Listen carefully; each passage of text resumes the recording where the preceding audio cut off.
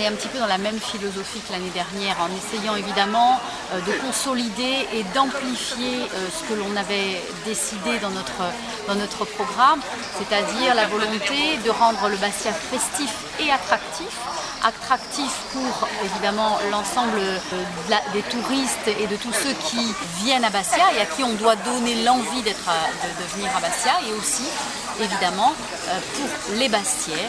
Donc nous avons tout au long de l'été proposé un grand nombre d'événements, puisqu'il y a plus d'une centaine d'événements en réalité qui sont proposés aux Bastiais de tous ordres, dans tous les quartiers, de toutes les manières qui soient, toutes les expressions artistiques sont possibles. Cela va du théâtre au chant polyphonique, aux musiques corses, au jazz, au piano, au lyrique, à l'ensemble des expressions artistiques sur toutes les places de Bastia, parce qu'on fait vivre tous les quartiers, et c'est ce que nous avons souhaité faire de manière récurrente, avec évidemment des événements phares. Ça a commencé évidemment avec la fête de la musique, ça s'est poursuivi avec la Saint-Jean. Il y a eu ensuite le festival Énergie, avec la première scène qui a été dédiée en fait à des groupes corses, à un tremplin jeunes et d'artistes corses confirmés.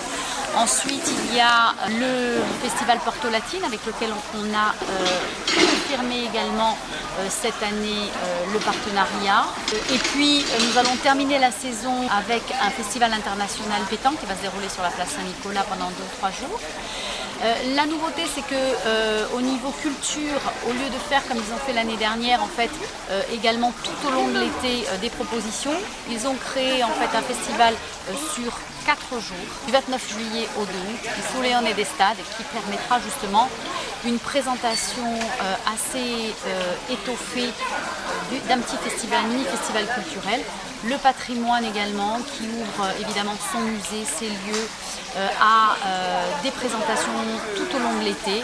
Donc une diversité, une présence permanente, gratuite la plupart du temps, que l'on propose aux Bastiais, et c'est en fait donc dans la même philosophie, mais renforcée par rapport à l'année précédente, et qui va évidemment continuer dans les années futures.